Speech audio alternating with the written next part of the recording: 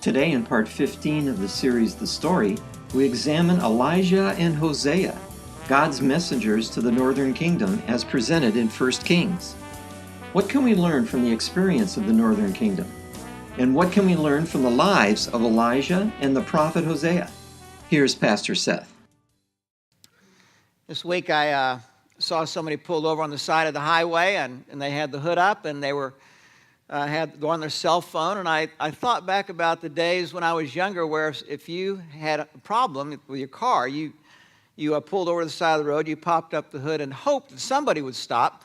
And after a while, if nobody stopped, then you were hoofing it onto the next ramp, and then in search of finding a place that had a phone, find a phone somewhere. You go to a grocery store, a drugstore, a gas station. And of course, we live in the age of the cell phone, where at our disposal, at any time of the night or day, you can get a call. Now, one of the things that's interesting, too, is that I remember the day when a busy signal. How many people have never heard the phrase busy signal? Okay, I feel a little bit better here. It used to be if you called somebody and they were on the phone, you got a busy signal, meaning tough luck, you're going to have to call back another time. And then it was such a technological advance when call waiting came in and caller ID came in, and you could see who's calling. Now, regardless of any caller ID or call waiting, all that stuff, everybody seems to love this part, and that is to let the phone go through to voicemail, to where at your convenience you can listen to the message, the comfort of your home, eating a chocolate chip cookie and having a sip of coffee. Voicemail. And everybody has voicemail. Everybody's left voicemail. When I think about this, I think about the topic we're studying today is God sent prophets to the northern kingdom, what was known as Israel, for 208 years. They had 19 kings, and the nation of Israel at that time, the 10 northern tribes that had split away from the 2 southern tribes, they continued in a moral decline for 208 years, and through that time, in every generation, God sent prophets. He sent messengers. And yet the people of the northern kingdom oftentimes put the messengers through to voicemail. We might get back to it, or we might not, but we're really not going to take it all that seriously at the beginning. One of the things that's pretty astounding to me about the Old Testament is that from beginning to end, it points a pretty clear picture about our human nature. And one of the things that's seen all through the Old Testament, through 1,500 years of time, is our propensity by nature to do our own thing as our highest priority. And that seems so natural, and it seems like such a good thing. And how could anybody get on my case for wanting to do what's right in my own eyes and to do what's best for me? And yet throughout the Old Testament, even though that seems so natural and it seems so right, in generation after generation, whether on a personal level, a family level, a state level, a nation, or international, we see it eventually causes all kinds of problems. God continued to send prophets to the northern kingdom for 208 years, and the people, over time, continued to put the prophets to voicemail and eventually didn't listen at all. Sometimes I hear people say, Seth, I don't believe in a God of judgment. And I understand that sentiment. We don't like to think that God is out there punishing people. We don't like to think like that. But if you think about that, think it through just a little bit, a God of judgment is important if there's evil in this world. One of the things that God doesn't do is to let evil go on unabated. He doesn't just let us go and go, good luck with that. We'll see what you do. You want to go your way? Fine. He doesn't do that. He continues to stay engaged with us, and when evil continues for a long time, he steps in to stop it or to abate it. Though some people may think that that's a really big question about God, if you study the Old Testament, I have a harder question to ask. that it's harder to answer. And that is this, the opposite question of, why is there a God of judgment? The opposite question is, why does God let evil go on as long as he does? That's a harder question to answer to me than, is there a God of judgment? Now, we all appreciate this question when we are undergoing some kind of persecution or injustice. Where is God? Why doesn't he do something about this? But rarely do we think about these two questions together. We just complain sometimes when we're on this end of the spectrum or when we're on this end of the spectrum. God has to live on that spectrum as he relates to us. As he continues over 208 years to send the prophets, the question that rings in my mind is why? What's the use? The northern kingdom just continued to spiral down no matter what prophets were sent, no matter how strong their message. Blah, blah, blah, blah, blah, blah, blah. It came at great cost. Jesus said in Matthew 23, he said, "Therefore I'm sending you prophets and wise men and teachers. Some of them you will kill and crucify. Others you will flog in your synagogues." I think about the Apostle Paul that we studied last year. "And pursue from town to town. And so upon you will come all the righteous blood that has been shed on earth, from the blood of righteous Abel, the third son of Adam and Eve, to the blood of Zechariah, son of Berechiah, whom you murdered between the temple and the altar." God sending prophets was costly to him, and it was costly to the prophets. A lot of them. Now, when I think about this, before we get into our two main stories for today, I think about that today God has prophets that he sends to me, and then he sends to you. He sends us, he calls us, and sometimes we just kind of put him through to voicemail, or sometimes we listen. And the question I think about is, what is my attitude towards the people that God has put in my life to teach me or to give me messages? The thing that I fear is that my real attitude, not my stated attitude, but my real attitude is to sort of sit back and just sort of look at the messenger or the prophet or the pastor or the friend with some kind of skepticism, and that they have to sort of prove themselves before I'll open my ears. That's exactly what the people of the northern kingdom were like. The messages went in one ear and bounced out that same ear. Now, we're going to look at two great stories from the prophets. One is the prophet Elijah, and the second is the prophet Hosea. The prophet Elijah comes to the people when they are in the middle of this spiral going downhill, the northern kingdom. And the people at that time we would look at as sort of fence sitters. They knew the God of Abraham, Isaac, and Jacob, and they tipped their hat towards the God of Abraham, Isaac, and Jacob. But they also lived among a people who worshiped what were called the Baals. Baal is a sort of an umbrella term, and there were lots of the Baal of sun and the Baal of rain and the Baal of fertility and the Baal of crops and harvest and all these different kinds of Baals. And you think, well, why would people that knew God, why would they worship these different gods of fertility and sun and moon and harvest? Why would they do that? One of the things that strikes me is that as we think back upon that, it's easy for us to just sort of take our paintbrush and go, what a bunch of ignorant, stupid people. Why would they worship these little stone idols or idols made out of wood? The question, as I think about this, I think, well, God, why are these people in the story here? And is what they did something of what I do? Now, I think that the reason that the people worship the different Baals, Baal of fertility or harvest or crops, was that there was something they were trying to get out of life that the God of Israel wasn't giving them. And what they were prone to do was to figure out some way to leverage something out there in order to get me the life that I want. If worshiping a little statue, God of fertility, is going to help us have children, what could be the harm in that? If worshiping an idol of harvest so that we can have more abundant crops than last year, what could be so bad about that? And when I put it in that sense, I think, that sounds a whole lot more like what I'm tempted to do and my friends are tempted to do, to live with that same assumption. Now we come to the people, and Elijah is speaking at the same time as some of the most notorious kings and queens in the Old Testament, Ahab and Elijah.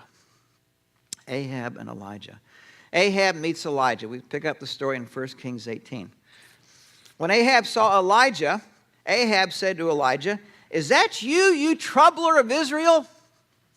Yeah, this is so astounding to me. The trouble that Israel was living in was partly due to the people themselves and partly due to the leadership of the kings. And Ahab was one of the pinnacle leaders who had led the people in the wrong and the nation in the wrong direction. And yet from his point of view, the troubler of Israel was not himself, not moi. It was this prophet Elijah. And that he was stirring up trouble by his message. That is how Ahab saw life. It's how he saw God's messenger. And it's how he saw himself. It's pretty staggering. Elijah responds, "I have not made trouble for Israel, but you and your father's family, King Omri, you have abandoned the Lord's commands and have followed all the Baals. Now summon the people from all over Israel to meet me on Mount Carmel and bring the 450 prophets of Baal and the 400 prophets of Asherah who eat at Queen Jezebel's table." So Ahab sent word throughout all Israel and assembled the prophets on Mount Carmel. Lisa, do you have that? The pic? There we go. Is there another picture there? Sort of the mountain of Carmel? Not that one. There. No, sorry. Let's go back to our verse. Mindy and I got to go to this in Israel about 5 years ago or so. And Mount Carmel is not like the Rockies. It's not like the Grand Tetons. But it is sort of this, I think of, compared to that, we would think of as more rolling hills, although it's more than rolling hills. And it goes up in elevation enough that there are pine trees around here. And in some of the different places, we don't know exactly where this particular episode we're going to read today happened. But it's easy to imagine, there we go. Awesome, thank you. But it's easy to imagine that this happening somewhere on this particular mountain. Elijah went before the people and said, "How long will you waver between two opinions?" He goes to the people and says, "You guys are on the fence. And it's not possible to live on the fence." Jesus said, "You cannot serve both God and mammon," both God and money. "If the Lord is God, follow him. But if Baal is God, follow him." That's a simple thing.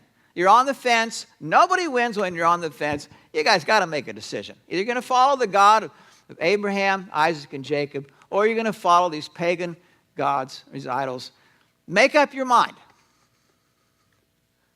Now, what is fascinating about human nature is notice their response. But the people said nothing. No, we're not going to do that. We like being on the fence. We like having all of our options in front of us when it comes to the gods and making life work. They said nothing. It's probably the worst possible response they could have made. Then Elijah said to them, "I am the only one of the Lord's prophets left. But Baal has 450 prophets. Get 2 bulls for us. Let them choose one for themselves, and let them cut it into pieces and put it on the wood, but not set fire to it. I'll prepare the other bull and put it on the wood, but not set fire to it. Then you call on the name of your God, all the prophets of Baal, the prophets of Asherah, and I will call on the name of the Lord, and the God who answers by fire, he is God." Then all the people said, "What you say is good." Now, it's a simple showdown. When I was growing up, I loved to see the shootout at the OK Corral. Doc Holliday, Pat Masterson. The gang comes in, they have this big showdown. Well, it's sort of like this, except instead of 5 on one side and 5 on the other, you've got 850 prophets over here, and you've got Elijah by himself over here, and you've got thousands of people out watching this. And it's a simple contest. They each build an altar, they each kill a bull, where they would sacrifice to their gods. And once the bull is sacrificed or put on the altar, then the prophets call up to the Baals, answer by fire, and I'll call on the God of Abraham, Isaac, and Jacob. We'll see who's God. The people said, that's a good idea. Elijah said to the prophets of Baal, choose one of the bulls and prepare it first, since there are so many of you. Call on the name of your God, but do not light the fire. So they kill the bull, they prepare it on the altar, it's all set to go, and then they begin to call on God, but not light the fire, which they would normally do, because we're going to see if fire comes, if Baal or one of the Baals will send fire down on this particular bull. So they took the bull given them and prepared it. Then they called on the name of Baal from morning until noon. I wonder if they took a coffee break in between somewhere. Oh, Baal, answer us, they shouted. And I love how the writer of the scripture describes this. Oh, Baal, answer us, they shouted. But there was no response. No one answered. And they danced around the altar they had made. Maybe that would persuade the Baals to respond. At noon, Elijah began to taunt them. Shout louder. Now, if you're looking for a biblical justification for sarcasm, this is the place. Here you go. Although, just a personal word, you are not allowed to use sarcasm in your marriage. That's a bad idea. Unless you use it toward yourself, which appears to be a good idea. Just saying. At noon, Elijah began to taunt them. Shout louder! Surely he is a God. And then I love this. Perhaps he is deep in thought. Or perhaps he's busy. Or perhaps he's traveling. Or perhaps he's sleeping and must be awakened. Now, we laugh at all those, but it seems to me that when you and I go through tough times, we wonder if God is doing at least two of those. Is he too busy for me? Is he along with other things, involved with other things? So they shouted louder, and they slashed themselves with swords and spears, as was their custom, until the blood flowed. Midday passed. Time for some coffee. And they continued their frantic prophesying until the time for the evening sacrifice. Time to get all my papers together, put them in my briefcase, head home. Text Mindy, tell her I'm on my way home. Been a long day. Still no fire from the Baals. But there was no response. No one answered. No one paid attention. Now, when I think about this, I think, what is going on with those guys and the people who are on the fence that relates to you and me? And as I think about these folks who are doing all their dancing around and shouting and trying to make the heavens respond how they want to, 3 words strike me that relate to you and me. The first word is the word demand. There is something in us and something in them that demands, I want my life to work a certain way. That's in all of us, the Bible says. I want my life to work. And they're trying to figure out a way to do that. The second word, beyond demand, is the word order. And here, what I think of is you and I just love predictability. We think that's so important, we hardly even think about it. It's not enough just to want my life to work, but predictability or order says my life ought to work. That's something different. And the third word that strikes me as I think about these folks is the word control. It's not just that I want my life to work or how life ought to work, but there's something I can do to make it work. Control. That's lived out by these 450 prophets of Baal and 400 prophets of Asherah. It's lived out by me every day. I fight the same thing. and you do too, whether you're aware of it or not. Verse 30, Elijah said to all the people, "Come here to me," and they came to him. And he repaired the altar of the Lord, which was in ruins. Before he called down fire on that, the Scripture tells he repaired the altar. Why would the Scripture see fit to offer that detail? I think because the people that they had just watched over here, you can do any kind of religious deed you want to do. It doesn't really matter. Whatever sort of floats your boats and suits you, do that. And that's not the God of Israel. God is not our butler. We are his servants.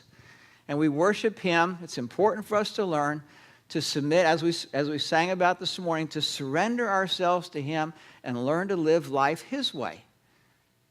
Building an altar the way he wants an altar built is the most fitting thing that Elijah could do. He took 12 stones, one for each of the tribes descended from Jacob, to whom the word of the Lord had come, saying, "Your name shall be Israel." With the stones he built an altar in the name of the Lord, and he dug a trench around it large enough to hold 2 seahs of seed. This is a lot of seed. A trench. Why would you build a trench around this altar? He arranged the wood, cut the bull into pieces, and laid it on the wood. And then he said to them, to the people, "Fill 4 large jars with water and pour it on the offering and on the wood." Now, if you're going to light something on fire, the last thing you're going to do is douse the thing with water. The question to ask here is, what's Elijah thinking? What makes sense about that to him? It's not really a practical thing to do. Second thing he said, do it again. And they did it again. Do it a third time, he ordered, and they did it the third time. The water ran down the altar and even filled the trench. Why does Elijah tell him to fill this thing with water? Because he knows our human nature. If there's any way, any possible way, if fire comes down from heaven and scoops up that bull in fire, if there's any possible way that anybody can rationalize and explain it away as some freak thing of nature, we will do it. We are experts at minimizing what God does or what he may do. And so it almost seems like, as we've seen in many of the Old Testament stories, this has to be almost done in a way that makes it virtually impossible to explain away. At the time of sacrifice, the prophet Elijah stepped forward and prayed, "O Lord God of Abraham, Isaac, and Israel, let it be known today that you are God in Israel, and that I am your servant and have done all these things at your command. Answer me, O Lord, answer me." And he prays 2 things. "So that these people will know that you, O Lord, are God." And number 2, and that you are turning their hearts back again, off the fence. Then the fire of the Lord fell, burned up the sacrifice, the wood, the stones, the soil, and also licked up the water in the trench. The people fell on their faces and replied, "The Lord, he is God, the Lord, he is God, the Lord, he is God." It took something that dramatic to get the people off the fence, at least for a short time. Now, the second story that comes is the story of Hosea. And he's one of my favorite prophets. Sometimes when God asks a prophet to do something, it is outside the box. There are some pretty amazing examples that are not well known of what some of the prophets were asked to do. Hosea is one of them, and this is clearly outside of the box. Do not follow this example. Hosea 1, verse 2. When the Lord began to speak through Hosea, the Lord said to him, "Go take to yourself an adulterous wife and children of unfaithfulness, because the Lord is guilty of the vilest adultery in departing from the Lord." So he married Gomer, daughter of Diblaim, and she conceived and bore him a son. Now, the way it reads in the English here is take for yourself an adulterous wife. The closer term would be prostitute in our language. But even more, there's an edge to that word in Hebrew that our word would be a whore. Now this is, it's not like, living in Orange County with millions of people all around you. The people living in the town there all knew about Gomer. They knew exactly who she was. And Hosea is told at the beginning of his ministry, go get that woman there and marry her. That's quite a ministry assignment. But he follows through because he understands that this is going to be a portrayal of the relationship between God and his people. And his people towards God. He marries Gomer, verse 3, daughter of Dublim. She conceived and bore him a son. Well, that was the beginning of the story. She bore him a daughter next, and she bore him another son, 3 children, none of whom he was the father of. We would call them today 3 loser dads out there gallivanting around, and he's probably home, Hosea, the one raising them. Now, it's roughly about 5 years in this town where Hosea walks around town, sometimes with Gomer if they're going to go to town and get some food, or sometimes by himself for 5 years, and the people going, oh,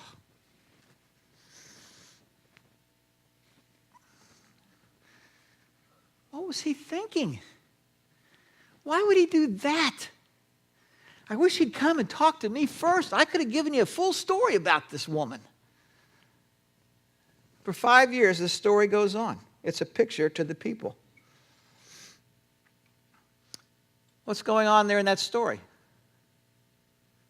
What God is trying to say is, I'm giving you a portrayal of what it's like for me to be Hosea when you are like Gomer. When you chase after other gods and chase after life how you want to and really give no thought to me or not first place thought to me, this is what it's like. The sting of betrayal, the sting of adultery, the sting of rejection.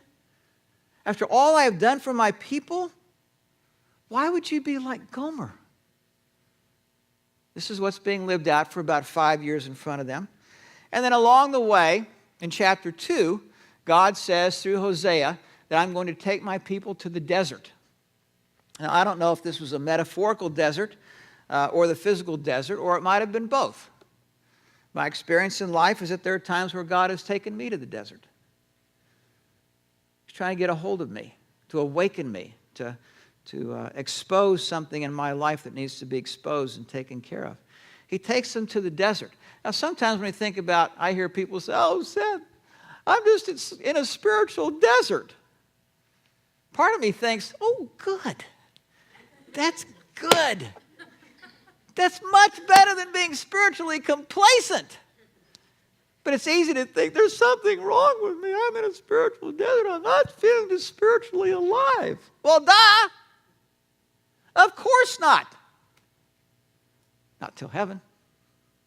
Spiritual desert. Not necessarily a bad thing. Probably a good thing. Verse 14. Here's one of the reasons why. He says, through Hosea to the people, therefore I am now going to allure her. He's going to allure his people. Very relational term. I will lead her into the desert. Not because she got there by herself. He's taking her there for a reason.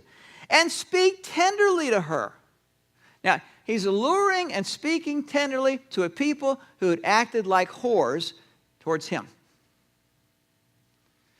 And I think, oh, wow. How does that happen? And I think, who does that? Or even, who could do that? What kind of love is it that would continue to respond to someone who had given this kind of just awful betrayal? And God is saying, that's what I want you to see. Here I will give her back her vineyards, and will make the valley of Achor, which means trouble, valley of trouble, a door of hope. There she will sing, as in the days of her youth. And I love this last analogy. She will sing as in the day she came up out of Egypt.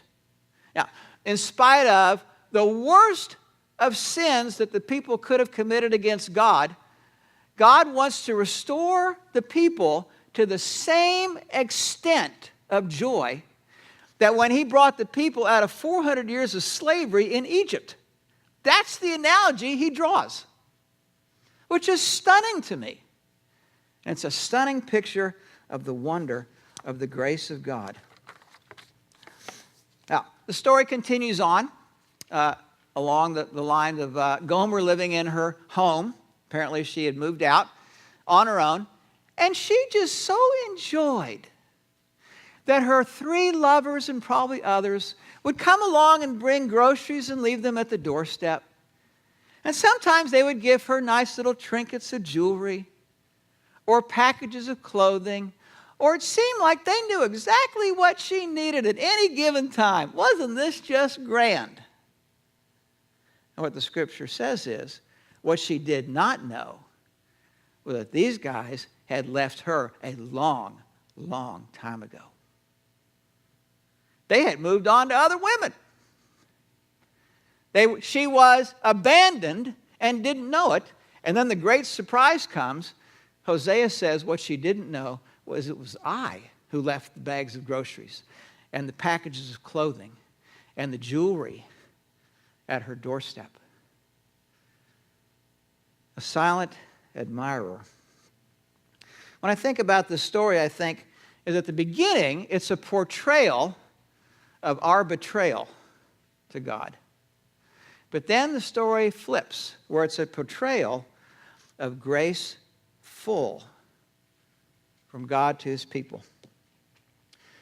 God comes to Hosea, probably at least 5 years into this, and says, "The Lord said to me, go show your love to your wife again, though she is loved by another and is an adulteress." Now, if you thought the first ministry assignment was tough, I want you to go marry the town whore. Do that. That's a tough assignment. I cannot imagine this one. Go again, show your love to your wife, though she is loved by another and is an adulteress. Love her as the Lord loves the Israelites, though they turn to other gods and love the sacred raisin cakes. Now, in the meantime, apparently, Gomer had racked up what we would probably think of as thousands of dollars of debt. She thought her lovers were all going to come through, and they didn't. And in those days, if you had a debt you couldn't pay, you were sold into slavery, or you sold yourself into slavery. And finally, the reality of her life comes crashing in, that all these guys that had once treated her and toasted her, lavish gifts upon them, were all gone, and she was left by herself, utterly alone and abandoned. She has no other recourse than to sell herself into slavery. And the scene turns in Hosea 3 to a slave auction. A group of people come out. We're not told the details of this. This is just how I imagine the story playing out. It's something like this. A group of people come out. They may or may not have been clothed. We aren't told. They're likely in chains so they don't escape. And each one comes up to the auction block, and the auction starts, and the townspeople are all around there hoping to get a good deal and buy a slave. And one by one, the auction goes on, and finally the time comes for Gomer to be auctioned off. Now, we're told how much the winning price for Gomer was. But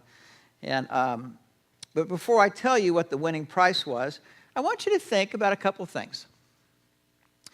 How much did you spend the last time you were at the grocery store? Not one of those I just need milk and eggs kind of run, but when you're going to buy something for a week or two, just think mentally, how much money did I spend at the grocery store? When I go down here to a little food court, sometimes I walk by one of my favorite bike stores where I've had my bike repaired. And as I walk by there, I look in the window there. And this past Christmas, I noticed that there were children's bikes that were being sold for $300 or $400. Children's bikes. We have a house cleaner that comes to our house once every other week. We pay her $90, and she's there for about 5 hours. $90, 4 or 5 hours. The auction begins for Gomer. People are all there. The auctioneer. Do I hear $10? $20, $30, $50, $70, $90. And somebody from the back who hasn't bid yet says, $100. And I can imagine that the scene freezes right then. Because the voice from the person that just bid $100 is familiar. They've heard this voice before. And they can't believe. They turn and look. It's Hosea. Fool me once, shame on you. Fool me twice, shame on me. What is he doing? How many times does he have to learn this lesson the hard way? Who would bid after that? $100 for Gomer? You've got to be kidding. Going once, going twice, sold to Hosea, the prophet, for $100. I think at that moment, she looked up for the first time, out of her shame, out of her scorn, facing the sneering of the people as he walks forward to pay his $100. And probably the amount of grain that was needed, not of wheat, but of barley, that he says. Maybe the fee for the auction. I bought her for 15 shekels of silver, 6 ounces of silver, which goes for about $100 today, and a homer and a latex of barley. Now, $100 for some things, you think that's a lot of money. But for a lot of important things, that's small change. We pay $90 for a house cleaner to come every 2 weeks. Every week, we get her $90. When I think about the price that was purchased for Gomer, the word that strikes me is worthless. That's what I would imagine went through her. I told her, you are to live with me many days. You must not be a prostitute or to be intimate with any man. I will live with you. What I imagine is he goes up to take her, and if she's naked, he puts his cloak around her. Maybe he puts his arm around her, and they walk through the crowd as the crowd parts to let them go. Again, through the sneering eyes and the scorns and the snickers. Or maybe he picks her up. That would be my guess. And they walk through the crowd. This is a picture of our God. This is a portrayal of someone who comes for us. Let's pray together.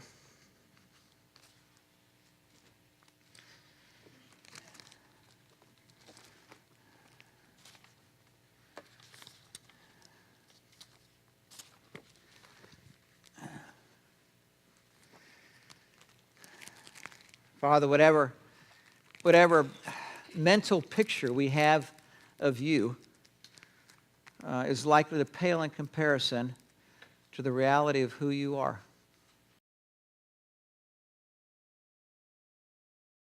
We at Pacific Church of Irvine invite you to join us every Sunday at 9:30. You can also visit our website at pacificchurch.com.